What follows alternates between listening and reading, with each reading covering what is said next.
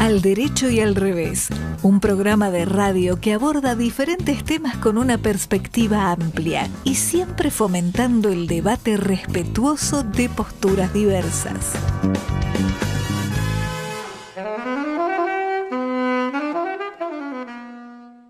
Hola, ¿qué tal? ¿Cómo andan? Este es el programa número 431 de Al Derecho y al Revés, el último programa de 2025 y también el último en este día y hora, en el lunes de 18 a 19, porque como ya ustedes saben, a partir de 2026 estaremos los días jueves de 19 a 20 horas. En este episodio especial del programa, por la cercanía de fin de año, quisimos compartirles dos entrevistas que nos parecieron profundamente interesantes y conmovedoras. Una con Jimena Blasco, la directora de Manos en Acción, esa organización que realiza un trabajo extraordinario en zonas carenciadas del norte de Gran Buenos Aires, y la otra con Mariano Martínez, el científico del CONICET, destacado participante de la magnífica expedición del CONICET al fondo del mar, que provocó un fenómeno de transmisión y de participación de millones de personas, particularmente jóvenes, en un tema de investigación científica apasionante, y volvió a destacar el valor, la importancia, la trascendencia que tiene la ciencia para cualquier país que quiera avanzar en su desarrollo y para la mejoría de la situación de su población. Así que bueno, los dejo con estas dos entrevistas, disfrútenlas y nos vemos en 2026. Un abrazo para todos. Bueno, tenemos el placer de tenerla a Jimena Blasco. Jimena es licenciada en publicidad, pero sobre todo es directora ejecutiva de Manos en Acción. Trabaja hace casi 20 años en organizaciones sociales, en Corazones Vivos a beneficio de Fundación Favaloro, en Polo y Arts para la Fundación del Hospital Fernández, el Centro Pilares de la Esperanza, la Fundación de Banco Ciudad, y hace muchos años que está en Manos en Acción. Y ya vamos a decir de qué se trata Manos en Acción. ¿Cómo te va, Jimena? Te damos la bienvenida. Muchas gracias a todos. Muchas gracias por el espacio. Gracias a vos por estar y gracias a vos por hacer todo lo que haces. Tal cual, tal cual. Yo voy al tema. Manos en Acción, es muy interesante ver el sitio web. Le recomendamos a la audiencia que lo vayan a ver, no solo para lo que voy a decir, sino para comprometerse también y apoyar el trabajo que hacen. Pero se presenta planteando que está integrada por un equipo de profesionales y voluntarios que hace mucho, ya hace 15 años, trabaja por la inclusión social y el desarrollo humano y comunitario de niños y familias en situación de vulnerabilidad para fomentar la igualdad de oportunidades. En una frase, la síntesis es brillante. Contanos cuáles son las actividades de la asociación fundamentales y cómo se financian. Sí, yo le pediría primero, porque, no sé, por lo menos para mí, supongo que para vos también, es muy importante conocer y repetir a quien sea cuál es la misión, cuál es la visión y cuáles son los valores. Qué buena pregunta, Marta. Y además, Marta, no sé si ustedes lo están viendo en la web y cuando Alejandro leyó un poco y dijo en una frase, resumieron todo lo que hizo, fue una frase que fue mutando. Si bien Manos tiene 15 años y 15 años como tal, porque en realidad tiene más tiempo, pero uno no arranca convirtiendo lo que hace en una asociación civil, como es hoy Manos en Acción, fue mutando, porque Manos comenzó trabajando por la primera infancia, esa fue la realidad de Manos, y después nos dimos cuenta que solo con los chicos no alcanzaba, y fuimos incorporando a sus familias, y fuimos incorporando también los ejes de acción. Los ejes de acción de hoy de Manos, si bien la nutrición es lo primero, es lo que arrancó Manos en Acción, y comen 1.200 chicos todos los días en nuestras casas, son 3 casas donde comen 1.200 chiquitos. En realidad hoy queremos que la comida sea la excusa para que reciban educación.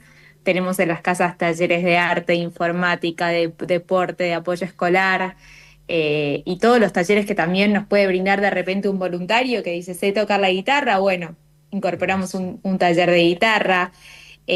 Además de talleres, empezamos a ver también con el correr de los años y sobre todo post pandemia, que el tema de la problemática social se empezó a agudizar, la problemática de consumo dentro de las familias y de violencia de género. Así que incorporamos todo un equipo de psicólogos para que hubiera también contención psicoemocional de los chicos, porque por ahí eran temas que a nosotros nos excedían. Empezamos a ver que los chiquitos también, que venían a los 5 años y después de 15, de 20 años se convirtieron en jóvenes adultos, no tenían manera de insertarse en el mercado laboral por la lejanía que tenemos principalmente a los principales centros. ¿Dónde Así están que ubicados, estamos Jimena? en Manzanares, es a 60 kilómetros de la capital, pero nuestras casas quedan en un barrio que se llama Luchetti, específicamente dentro de Manzanares, que el transporte público es casi ficticio, por así decirlo. Entonces tardan mucho los chicos si tuvieran que llegar a cualquier posibilidad de trabajo en Capital Federal ni hablar, pero incluso dentro de Pilar es difícil.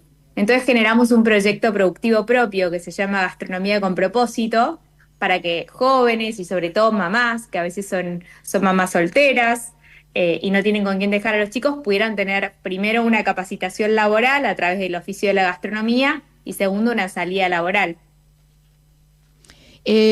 Yo me voy a permitir leer la visión que tiene vuestra organización, porque eso es hacia donde ustedes se dirigen, eso es a lo que quieren llegar, lo que miran que está adelante y saben que recorriendo un camino como este que están recorriendo van a llegar, porque dicen lograr que todas las familias puedan desplegar su potencial y constituirse en dueños y protagonistas de su futuro. Y con algunos casos que seguramente nos vas a contar, podemos poner en evidencia esto. A nosotros, los aquí presentes en el programa, nos impactó muchísimo la historia de Aarón. ¿Nos contás algo de él? Sí, sí. Aaron hoy, empiezo por el presente de Aaron. Aaron hoy está trabajando en el Hilton de Pilar. El Hilton de Pilar es un hotel que queda relativamente cerca de Manos en Acción, que se acercó a la ONG durante la pandemia y que nos ayudó a capacitarnos en gastronomía, porque tuvieron 2 años el hotel cerrado. Entonces, de manera voluntaria, muchos de los empleados del hotel empezaron a venir a ayudarnos. Y vino el chef, y el chef sabía cocinar, vio que nosotros teníamos cocinas grandes, porque si todos los días ahí comen tantas personas, las cocinas son grandes, y nos empezó a capacitar, sin saber en qué iba a terminar toda esta capacitación.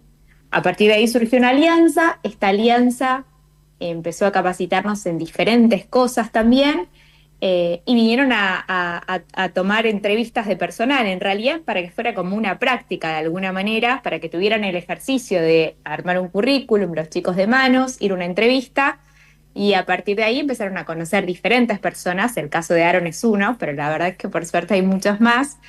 Y Aaron empezó una pasantía que iba a ser al principio temporal.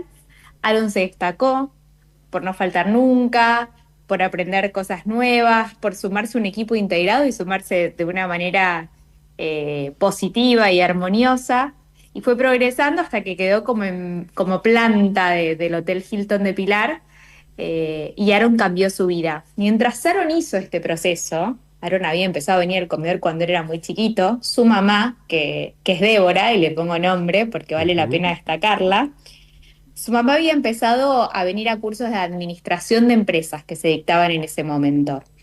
Era una mujer con un matrimonio muy complicado, con un marido que estaba en adicciones. Ella era víctima de violencia, y lo cuento porque ella lo contó también en algunas notas que dio y dio a conocer su historia. Y a partir de venir a Manos, de ver que su realidad no era la única, que había otras mujeres con las que compartía esta problemática y mujeres que habían salido de esta problemática, se animó a denunciar, pudo conseguir la exclusión del hogar. Hoy su ex marido vive lejos, vive en Mendoza, y ella de un curso de administración tuvo buen desempeño. Empezamos a asignarle algunos roles más importantes dentro del comedor, y así fue creciendo. Fue después líder del proyecto de Gastronomía con Propósito, para algunas empresas a las que le hacemos al mediodía viandas y almuerzos corporativos, y hoy es la coordinadora de una de las casas de nuestra sede de Río Luján. Ella es directamente coordinadora. Así que Aaron cambió su historia, la mamá de Aaron cambió su historia. Porque Qué además maravilla. debemos agregar, y la nota esto lo destacaba, son empleos en blanco, que no Claro, es yo- habitual. Son empleos en blanco, Claro. formales. Que no es Yo habitual, que quería no es tirar, habitual. Y, alguna cifra. y sí. Y Aaron pudo dejar de dormir en la cocina, Sí, sí. que era donde Tal cual. él Arreglaron su casa. dormía, arreglaron correcto. su casa. Bueno, la cena, cambió, dice la nota, dejó de ser cuestión de suerte para hacer algo de todos los días. cambió ¿no? de actitud, comenzó a estar más contento, a hablar con la gente, ¿no? Ahora, ahí yo te agrego, Jimena, porque hay veces los seres humanos somos así, ¿no? Por ahí mueren 100.000 personas y la historia de una particularmente es la que resalta y la de las 100.000 no tanto, ¿no? Pero por eso es bueno recordarle a la audiencia los números. En la Argentina hay casi 5 millones de jóvenes entre 18 y 24 años, cifras del Observatorio de la Deuda Social, de la UCA. Solamente 750.000 tienen empleo registrado.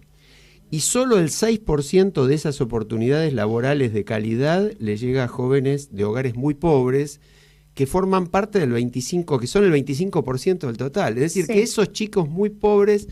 Entonces, recalquemos un poco, y yo te pido que lo cuentes no solamente con la historia de Aaron, sino con la de tantos otros, cómo le cambia la vida a un chico y qué difícil que es. ¿Por qué es tan difícil para un chico pobre? No tiene nada que ver con lo que se dice muchas veces, falta de ganas de trabajar, falta de ganas de hacer. Vos que estás ahí, ¿cómo ves eso en los chicos? No es falta de ganas, al contrario, porque estos chicos lo que tienen es compromiso y lo pueden sostener, pero sí es falta de oportunidades. Nacen en lugares donde seguramente ya para acceder a la entrevista laboral y para enterarse que hay una entrevista laboral y para poder acceder se les hace muy complicado. Yo les voy a contar algo que en Manos hicimos, pero hicimos a raíz de la práctica y no fue una idea brillante que se nos ocurrió, pero fue cómo solucionar una problemática muy común, y es que a veces les pedían que fueran a la entrevista laboral vestidos de determinada manera, o les recomendaban cuando venían a capacitarnos, y ninguno de estos chicos tiene zapatos desde ya. Entonces decíamos, bueno, ¿cómo hacemos? No le podemos dar zapatos a todos porque no llegamos. Entonces en Manos hay una boutique, llamamos una boutique, ese es el nombre que le pusimos, donde hay trajes, donde hay zapatos, donde hay trajecitos de mujer, de hombre, de jóvenes, y hay ropa que es para ir a entrevistas de trabajo o para hacer de repente alguna capacitación más importante, donde ellos vienen, lo usan y después lo devuelven. Todo queda en Manos en Acción, lo devuelven siempre impecable, nunca nadie no nos devolvió las cosas, porque saben que eso después lo va a usar el siguiente. Y es una manera también de empezar a darles algunas herramientas con las que no cuentan, por lo cual después es imposible acceder a una oportunidad. Muy conmovedor, Yo Mercedes. quería, Absolutamente conmovedor. sí, yo quería que nos explicaras, porque yo creo que la audiencia no capta la diferencia de que Marta preguntaba la misión, la visión y los valores, pero acá es muy diferente el enfoque que tiene Manos respecto de muchas entidades que se ocupan de lo mismo, que diría que tienen la misma misión y la misma visión casi. Sin embargo, ustedes se focalizan primero en la familia, que eso es un diferencial enorme. Y segundo, en tener recursos genuinos, es decir, generar los fondos que permitan sostener la organización sin depender exclusivamente de la caridad o de la filantropía. Y a mí me gustaría esto que dijiste al principio, ¿no? Fuimos mutando, fuimos cambiando y agregando elementos. ¿Cómo llegaron a poner este foco en la familia y cómo ven cuáles son los resultados, ¿no? De las dos Sí. cosas, porque van unidas. Sí, porque como les conté, empezamos trabajando por la primera infancia. Y uno podía hacer el máximo esfuerzo por la primera infancia, desde en cuanto a la alimentación, en cuanto a la educación, lo podía hacer. Pero si uno no mira de manera integral la familia de ese chico, cómo están sus hermanitos, cómo están sus hermanos más grandes, cómo está su mamá, qué es lo que se vive en la casa, y de alguna manera no se involucra con todos los miembros de la familia, el cambio, no quiero decirte que es imposible, pero yo tiendo a creer y a lo largo de la historia es que es imposible. Entonces hay que tener esa mirada integral, esa mirada de territorio, porque nosotros tenemos 13, pero 13 a las que vamos todos los días, a los que conocemos a todos por nombre, por apellido, que sabemos dónde viven, que sabemos su historia. Somos muchos los que estamos en Manos en Acción, y sabemos que si un nenito no viene a comer, de repente puede ser que a la mamá le haya pasado algo y es golpear esa puerta de esa casa. Entonces la mirada esa a la familia es la importancia de permanecer en territorio, porque muchas veces nos han ofrecido ampliarnos y no, o sea, no queremos movernos del lugar donde sentimos que podemos hacer el cambio real, tener esta mirada integral en primer medida. Y después, cuando se multiplicaron frente a las crisis que vivió el país y se fueron multiplicando a veces los comedores, los merenderos, las ONGs, y a la gente ya no le piden una donación mensual, sino que de repente es mucho lo que se pide, y dijimos, acá no podemos depender más de la generosidad del otro, porque además en contextos de crisis uno lo primero que corta, y está bien, es lo que dona, ¿no? Entonces llamaban a dar bajas de tarjeta de crédito porque no podían sostener una determinada donación. Y ahí fue que dijimos, bueno, necesitamos generar de alguna manera nuestros propios recursos. Probamos un montón de cosas, entonces comenzamos un emprendimiento con emprendedoras, con velas, con fragancias, que resultaban medianamente bien, pero el de gastronomía despegó y tiene Empezaron con lógica. empanadas, ¿no? Empezaron a aprender a hacer El de empanadas y las gastronomía contrató, sí. Contá empezamos esa con parte. empanadas durante Sí, la pandemia, cuando venía el claro. chef del Hilton y vio que teníamos cocinas enormes, cacerolas enormes, hornos buenos, porque había que darle comer a toda esa gente. Y la verdad es que nuestras voluntarias de ese momento, porque no son voluntarias, hoy trabajan en Manos en Acción, pero las voluntarias de ese momento, que eran las mamás que les daban de comer a los chicos, cocinaban muy bien y hacían con muy poquitos recursos magia para alimentar a tantos chicos con los recursos que había. Entonces el chef empezó a capacitarnos y dijo, bueno, una receta, empanadas, 3 sabores, que eran carne, jamón y queso y humita. Esos eran los 3 sabores con los que el Hilton arrancó. Cuando nos pusimos muy buenos, Hilton empezó a comprarnos a nosotros las empanadas. Y todas las empanadas que se consumían en el Hotel Hilton salían de las cocinas de Manos en Acción. Y por supuesto que entonces ahí Manos en Acción le cobraba a Hilton por esas empanadas, y las personas que trabajaban en el proyecto empanadas, porque hasta ahí era el único proyecto, ganaban un dinero para manejarse y demás. Bueno, eso surgió y la gente que se empezó a enterar decía, pero fui al Hilton, entonces yo tengo tal cumpleaños, no me cocinan. Bueno, y dijimos, ¿qué hacemos con esto? Hagamos un proyecto productivo, hagamos cursos que se reciban. ¿Cómo se llama el proyecto? Se llama Gastronomía con Propósito, y hoy somos proveedores de empresas como Pfizer, como Aeon, como Western Union, que hacen un evento para 500 personas y todo el servicio, la cocina y lo hace Manos en Acción. Entonces hay jóvenes que van de camareros y que se capacitan antes para ser camareros. Hay mujeres que trabajan en las cocinas de Manos cocinando la previa, otras que van al evento a ensamblar. Tenemos camioneta para trasladar los productos. Y bueno, surgió un proyecto mega. Una pregunta. ¿Algún funcionario del municipio o de la provincia se ha acercado, se acerca para interiorizarse lo que están haciendo? Para apoyarlos. Apoyarlos. Yo no digo darles recursos porque esto sería imposible, pero por lo menos alentarlos, preguntarles a ver cómo hacer para replicar esto en otros lugares. ¿Se han acercado algunos funcionarios? ¿Se acercan? Mira, a lo largo de Manos, que ya 15 años tiene como constituido, imagínate que pasamos por todos los colores políticos, tanto en el municipio sí, como afuera. Siempre mantuvimos buena relación con el municipio porque nosotros somos totalmente apolíticos, nunca recibimos un subsidio de nadie, nunca pedimos nada, porque además si existimos es para hacer lo que el Estado no está haciendo, lo que no puede hacer, por eso estamos. Pero logramos tejer puentes en general, y tal vez el municipio viene y pregunta, che, se están instalando personas que no son de la comunidad cerca del río y están haciendo asentamientos, que saben.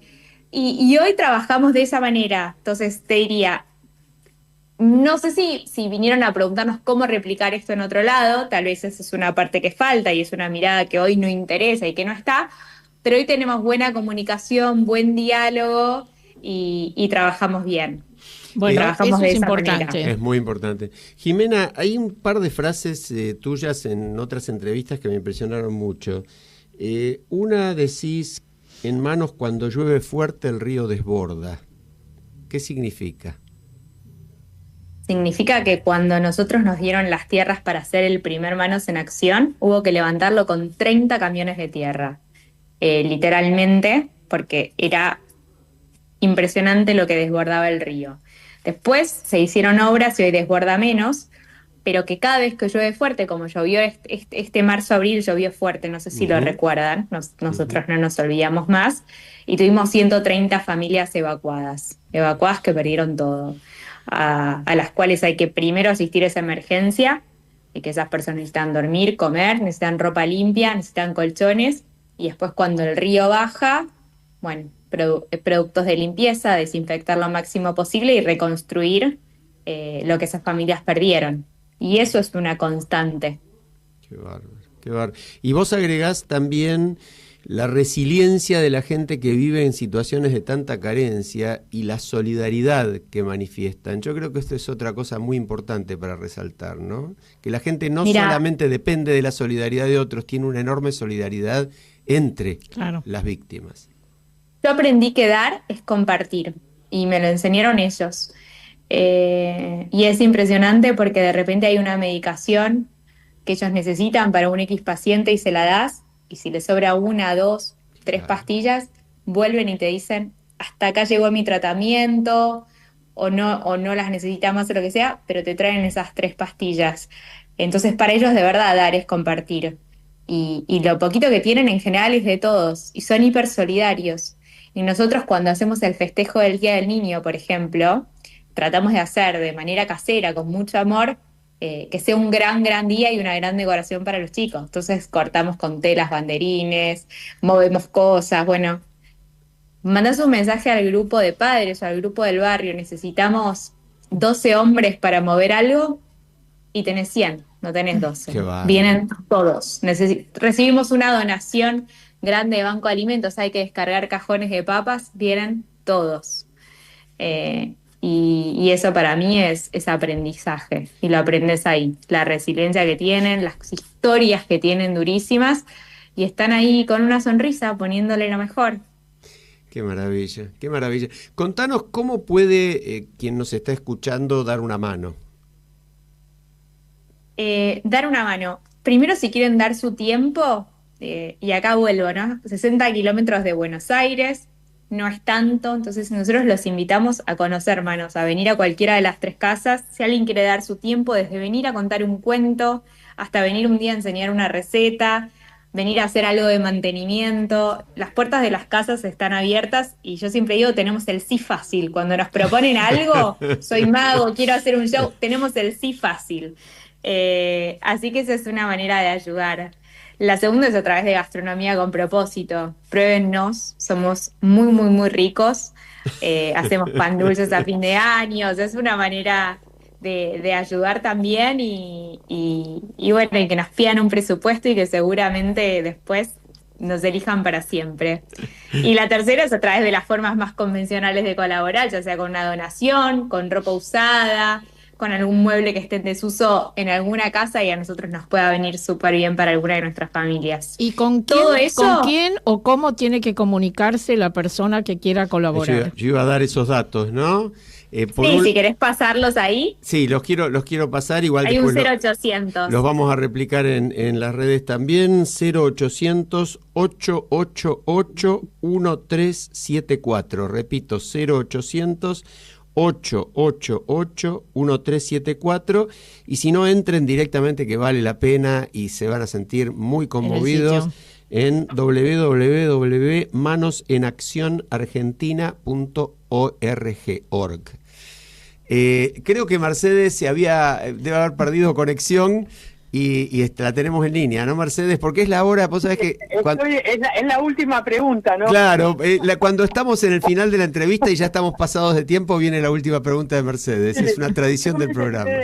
Yo me quedé muy impactada porque además de todo lo que comentó Jimena, ellos en algún momento se dieron cuenta que cuando los chicos ya no tienen colegio, no tienen, como otros chicos, la posibilidad de ir a una pileta y demás. Y generaron colonia de vacaciones para 800 chicos. Por eso digo, métanse en la página web y lean todo esto, porque no hay tiempo. Pero sí que otro elemento es el voluntariado. Es muy importante, Jimena lo dijo, una pincelada rápida, profesionales, gente que tocan la guitarra, es decir, para facilitar talleres, para acompañar en la colonia de vacaciones, siempre hay maneras de ayudar. Aunque quede lejos, a veces hay formas de llegar en equipo, en conjunto, que se hace más fácil cuando uno quiere ayudar, ¿no? Absolutamente. Maravilloso, Sí, maravilloso. Sí, maravilloso, realmente, sin palabras. Desbordo de emoción y, por supuesto, vamos a seguir difundiéndolo esto. Muchísimas gracias. Jimena Blasco, directora de Manos en Acción, te agradecemos muchísimo tu participación, todo lo que hacen, y siempre vamos a una pausa musical en el medio del programa. Y en este caso la dedicamos también a ustedes con un tema hermoso de Patricia Sosa, en este caso con Baglietto. No bastan un par de canciones, pero sí bastan muchas manos en acción. Gracias. Muchísimas gracias. Sí bastarán dos buenas canciones para echar una mano. Se podrían hallar mil razones para ser más humanos. Puede pasar, puede pasar, para dejar de acudir al remedio de la caridad,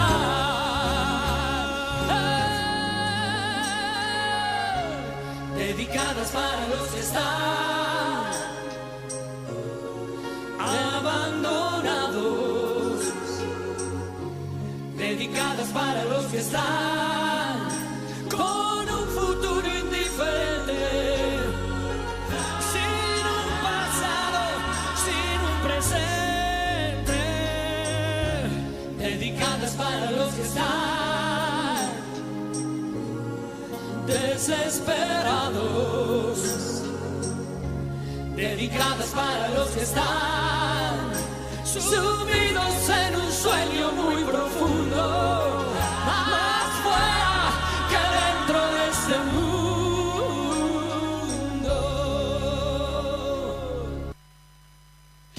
Entrevistas a destacadas personalidades y a otras voces, las de quienes no suelen escucharse en los medios. Al derecho y al revés, tu programa de radio.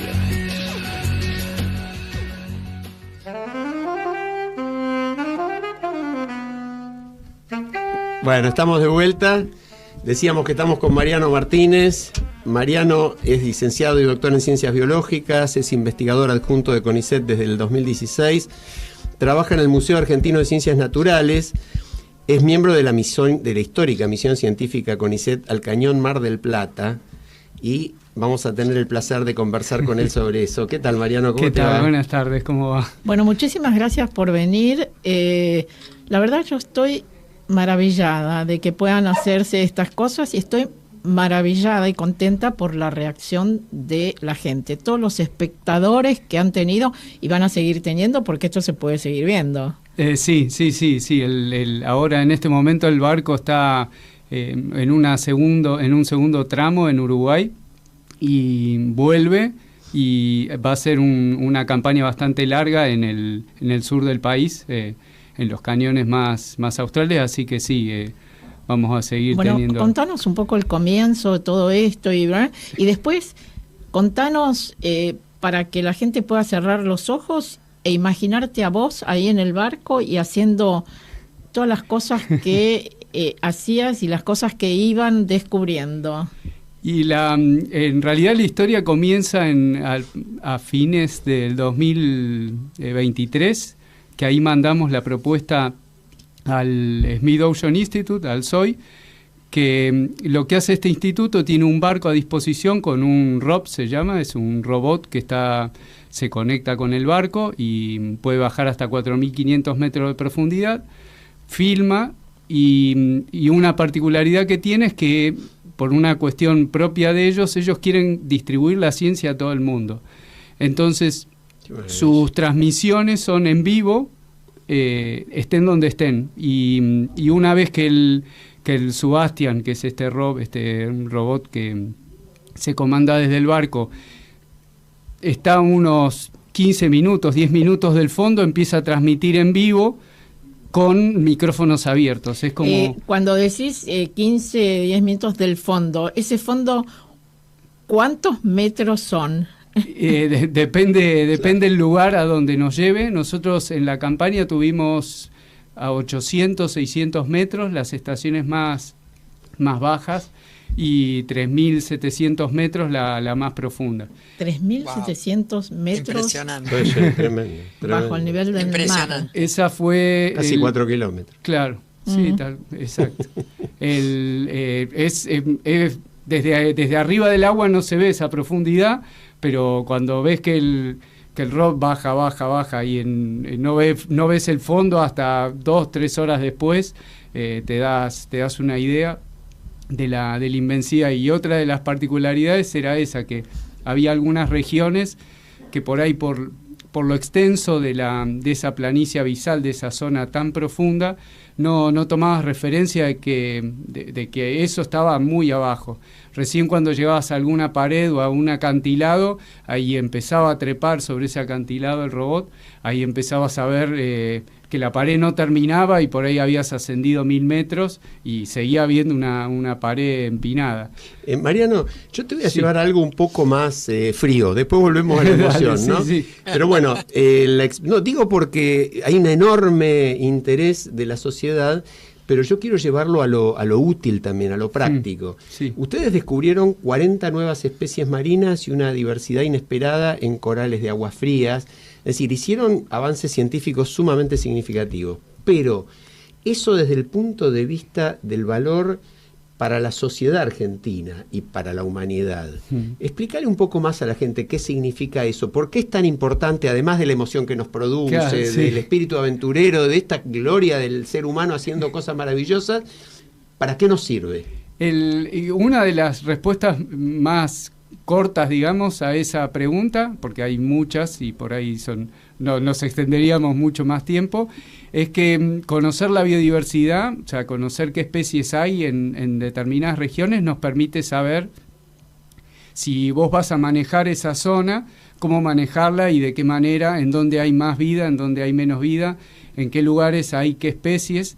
Y un punto particular, justamente lo decías, y diste en el clavo. Los corales, por ejemplo, son organismos que están en lo que se conoce como el CITES, o sea, tienen una regulación muy particular en el mundo. De hecho, si por ejemplo yo me voy al Caribe, agarro un coral, si me lo encuentran en aduana me pueden detener y me requisan ese coral, no lo puedo subir al avión porque es patrimonio del país en donde saqué ese coral. Entonces ese coral, así como lo saqué, tiene que volver al agua.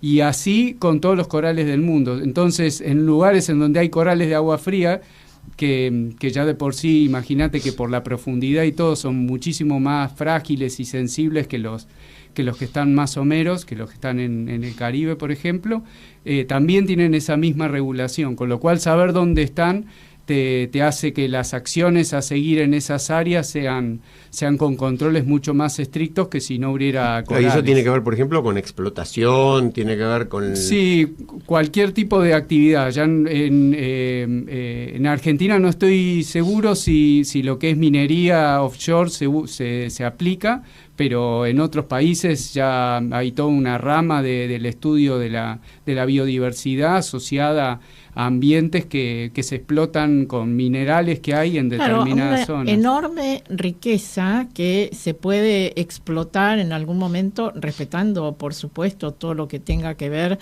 con un desarrollo sustentable, pero ahí hay una enorme riqueza, además de algo que vos mencionabas, el enorme impacto cultural, social. Sí. Los chicos, me maravillaba saber que hay muchos chicos que han estado mirando esto en vez de mirar otras pavadas que suelen mirar en las pantallas, han estado mirando esto y muchos se han comunicado con ustedes diciendo que quieren ser biólogos marinos. Sí, eso a nosotros nos es una, no, o sea, no lo puedo describir con palabras, pero es una mucha emoción, porque en realidad no solo era eso, sino además algunos especialistas, algunos chicos que querían otras especialidades incluso más raras, o la gente del ROV, ¿qué tengo que hacer para poder manejar un ROV? ¿Qué carrera tengo que seguir? O ingeniero electrónico para todas las operatorias de las cámaras. Era un abanico de ramas incluso más raras que la de biología marina, que ya es bastante particular. Pero... Mercedes.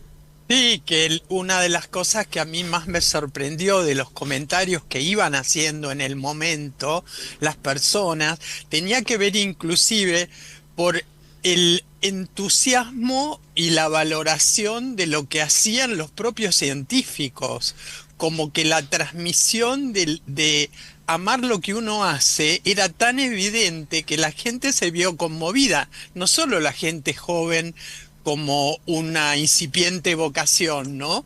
Sino también las personas adultas en la valoración de la ciencia y de las personas científicas. Eso fue muy fuerte. No sé si ustedes lo percibieron así también. Yo quiero decir algo, porque este es un programa de radio que se ve. Quiero que la gente vea, mire la cara de felicidad que tiene nuestro invitado. No es habitual en las épocas que corren. Gracias por esa cara de felicidad. Es que sí, es lo que nos emociona. En realidad no lo teníamos planeado, era... la idea era darle difusión a lo que íbamos a hacer, pero después fue todo sin filtro. Fuimos nosotros durante 20 y pico de días sin filtro, y de hecho parte de los miedos que nosotros teníamos es justamente eso, ser tan sin filtro qué problemas nos podía llegar a causar o cuántos se iban a enganchar del otro lado, y por el contrario, y en realidad una de las cosas que más me llena de admiración es que el público leyó que los animales que estábamos viendo y el fondo era argentino, era nuestro, entonces, claro. Y sabían que esa oportunidad era bastante única, porque de hecho el barco tiene 3 misiones en Argentina y después continúa su viaje a Brasil y no volvemos a ver esos fondos. Entonces, que todos hayan leído en el país que eso era bastante único e irrepetible, es algo que me conmueve un montón. Bueno, 18 millones de visualizaciones, sí, ¿no? Sí, no. Si a vos te decían antes de salir que ibas a tener 1 millón, firmabas con la pedías mano apretada, digamos. Consigue eso. Una locura. Y, una pregunta, ustedes eran 25. Sí, 25. ¿Y cuántos varones, cuántas mujeres? Más o menos repartidos éramos. No tengo la cuenta exacta, pero debíamos... más o menos. Sí, la mitad, más o menos la mitad de hombres y mujeres. Sí, porque ahí es un grupo bastante... la biología es bastante curioso, pero tiene más mujeres que hombres la carrera. Obviamente, como ocurre, que no sé si alguna vez lo han discutido acá, pero sí es cierto que en muchas carreras, por ahí en la medida que uno va avanzando, se va volviendo que hay más hombres que mujeres. Pero bueno, con el tiempo eso ha cambiado un poco y hay un equilibrio bastante balanceado. Por lo menos en nuestro grupo tenemos... Contanos, Mariano, ¿qué sentiste? Pregunta obvia, cuando viste al pepino. ¿Cómo fue? Contale un poco a la audiencia, para alguno puede ser que no haya visto alguno de los videos. Que no son los pepinos que comemos en ensalada. No, tal cual. Porque además es un tema tuyo. Esto es muy divertido escuchando, nosotros preparando el programa obviamente escuchamos una cantidad de entrevistas y colegas tuyos que cuentan cómo se distribuían la cosa. No, esto es de Mariano, esto es de fulano, esto es del otro, ¿no? Y pasaba como el relato, era un relato en vivo muy fuerte. Sí, porque era como, no es guionado, o sea, el robot baja y te va mostrando lo que tiene el fondo. Y cada organismo que aparecía había que rápidamente tratar de determinar quién era el que más podía saber sobre ese organismo y si había que recolectarlo o no. Además, vos decís organismos, pero esos organismos, uno ve en el video, tienen unas formas muy bellas. Sí. Muy bellas. Sí, la profundidad es un lugar bastante peculiar, por la presión, la temperatura, la falta de luz. Hay muchas particularidades de esa zona que hace que los organismos sean muy especiales, ¿no? Si yo me voy a menor profundidad, es posible que no encuentre formas similares. Y de hecho los pepinos justamente tienen, hay varias formas que si ven los videos nuevamente, hay 2 o 3 formas que son únicas. Es todo un grupo que solamente vive a más de 200 metros. El que yo estudié en 2014 es uno que se llama Bentodites violeta, que le puse así por la coloración violeta, que en ese momento ni se me ocurrió por la cabeza que era igual que una batata claro. De las que comemos. Y lo que yo sabía que iba a aparecer en determinadas profundidades, pero se hizo esperar, porque la realidad es que no apareció en las primeras que yo hubiera imaginado que iba a aparecer. Y justo estaba en la sala del rock cuando... La sala del ROB en realidad era la zona donde más cámaras había y en donde estaba la gente que manejaba el robot finalmente. En esa sala había que tratar de mantener cierta calma porque esa gente está en una situación no de estrés, pero sí de tensión porque están manejando. Y eso, lo complicado de esa sala es que tiene 4 micrófonos que están abiertos todo el tiempo. Entonces, cuando entras a esa sala tenés que ir con mucha precaución porque lo que digas se va a salir al aire. Escucha y lo escuchan del otro lado las X cantidad de personas que estén conectadas. Ahora que estamos con el tema de los audios y las escuchas ilegales, ojo. Por eso. Ojo. Y ahí no hay filtro, no hay nada. Y bueno... pero para que quiero escuchar. Sí. Que justamente, yo justo estaba en la zona, en esa sala, había 2 personas de los nuestros que eran los que comandaban con los del rock y yo justo era el que le estaba dando instrucciones en ese momento al del rock, así que cuando mi compañero vio que yo estaba viendo, me vio la cara y me empezó a filmar mientras iban recolectando de ese organismo. La verdad que sí, que fue muy ¿Y cómo es el tema de la luz? ¿Con qué se ilumina? ¿El ROV va iluminado? ¿Cómo es? Sí, tiene 2 focos muy grandes con muchísima luz que van iluminando.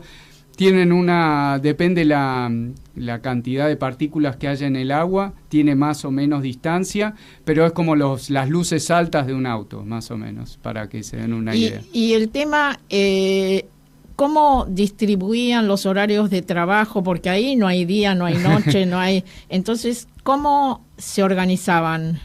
Sí, eso era bastante complejo. Tratábamos de cubrir 12 horas, un grupo, 12 horas otro grupo, y nos separábamos a las 6 y media, hacíamos el enroque de la tarde y de la mañana.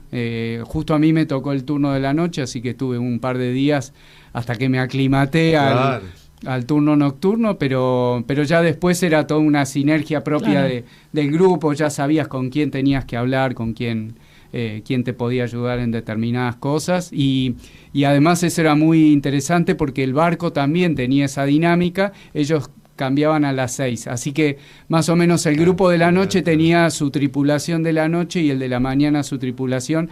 Y había mucha cofradía entre los de la noche y saña épica.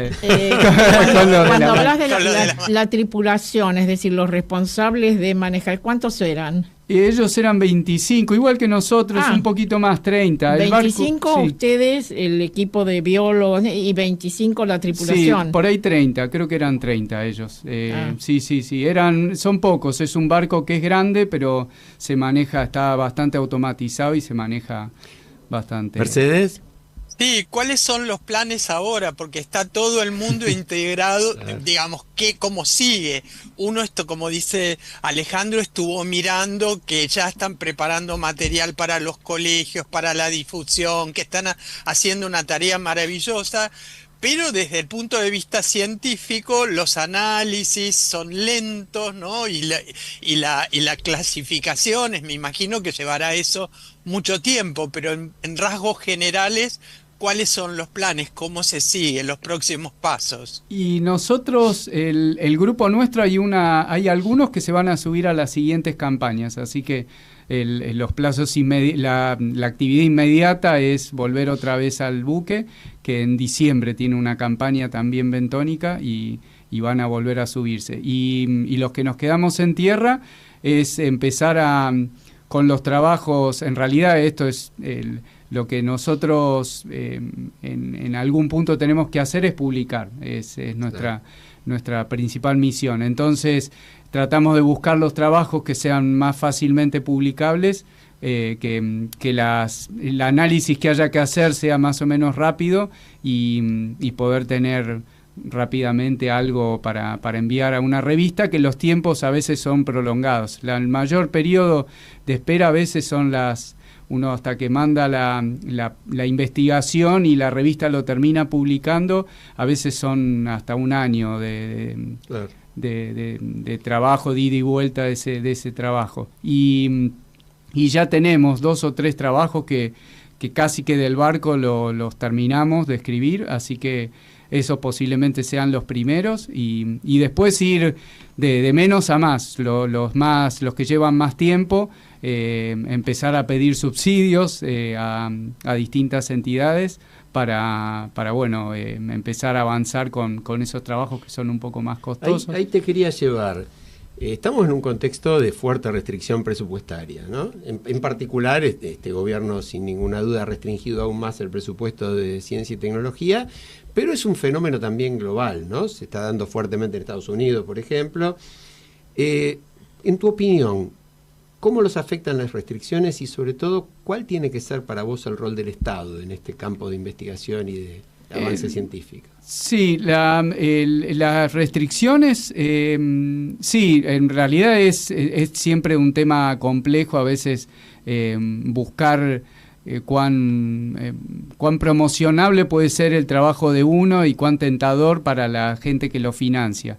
Es una problemática, sí, a nivel internacional, ya sea en Europa por sus guerras, en Estados Unidos por algunas restricciones que tienen, y a nivel nacional yo creo que sí, que en algún punto, si vos tenés unos fondos destinados a investigación que son nacionales, te separás de la demanda internacional de determinados estudios. Por ejemplo, que es algo bastante sencillo, si Argentina decide qué es lo que va a investigar, decide a qué le va a dar plata y a qué no, y entonces puede guiar un poco qué investigaciones se hacen. Pero si yo tengo que salir a conseguir fondos afuera, mi investigación la va a guiar otro país. El que pone la plata. El que pone la plata, entonces... Es decir, que todo este trabajo previo, porque obviamente para llegar al barco ustedes... Bueno, vos el pepino lo tenías visto de 2014, digamos. ¿Cómo se financia todo eso? ¿Con los ingresos del CONICET? ¿Con búsqueda de aportes aparte porque eso no alcanza para nada? Contale un poco a la gente cómo se financia. Es todo. En las campañas previas nosotros teníamos el barco era del CONICET, ya hoy en día está... está obsoleto. Y hay otro barco que tiene posibilidad de hacer este tipo de maniobras, tiene algunos arreglos que hay que hacerle, pero en principio funcionaría, y eso siempre CONICET lo manejó, que es de CONICET, y lo opera la Armada. Que ese barco lo podíamos usar. Lo único que había que hacer era presentar una propuesta, que la aprobaran y conseguir los días de barco, que hoy en día son complejos, porque lo más costoso es el combustible para mover el buque. En ese momento eran varias entidades, había una parte de agencia, otra parte de CONICET, que financiaban y nos permitían hacer las investigaciones. Y algún otro dinero que venía de fondos internacionales, de algunas propuestas muy chiquitas, partidas que uno conseguía para propuestas personales, pero que las podía poner para las campañas. Hoy en día estamos bastante complicados porque Agencia, que es la principal entidad que nos provee los fondos para investigación, que para que se den una idea, yo creo que no sé si el 70%, 80% de la investigación en Argentina viene de Agencia. Es la que tiene los fondos más jugosos siempre. Y se abrió un concurso hace 3 años atrás o 2 años atrás y todavía no lo cerraron, o lo cerraron, y está como que sabemos que eso va a terminar en que nadie va a tener la plata, porque de hecho los fondos que tenemos, los subsidios, yo tengo un subsidio de hecho que no me han... Hay la finalización del proyecto todavía no la tengo y no me han adjudicado el dinero todavía. Y bueno, y está todo ahí medio parado. ¿Y la tentación de irse afuera para seguir la investigación? ¿Cómo funciona eso? Depende a quién le preguntes, posiblemente.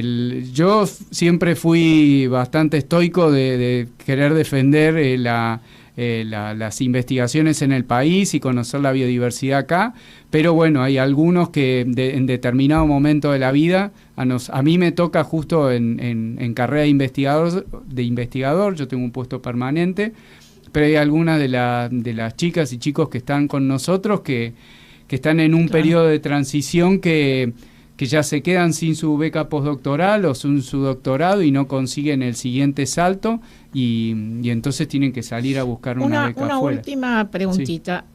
El impacto educativo de esto, es decir, ustedes esto lo van a hacer llegar a las escuelas, ya tienen algún tipo de programa, escuelas de qué tipo, para qué edades es esto que ustedes han hecho y a quiénes se les puede contar esto para que sigan aprendiendo. Sí, bueno, ahí tenemos, estamos todavía tratando de ver cuál es el mejor camino.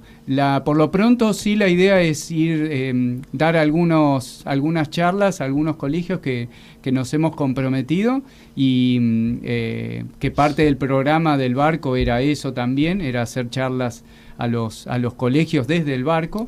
Y la idea es seguir con eso y bueno, el día de mañana sí, posiblemente ver a ver si se puede canalizar en algo más a largo plazo, de abrir programas o talleres a distintos colegios, pero eso también son muchos institutos de todo el país, entonces hay que ver cómo lo coordinamos para que no solo bueno, es que eso debiera coordinarse a nivel organización, eso también falta, ¿no? El Ministerio de Educación debería estar. Es el último minuto, entonces siempre Mercedes tiene que hacer una pregunta que tendría que ser una sola frase, creo que la conteste, pero entendí que se encontraron con sorpresa respecto de la contaminación de las profundidades marinas. Entonces, una frase de cómo pensás que se puede mitigar si es así, ¿no? El impacto de los microplásticos y otros residuos.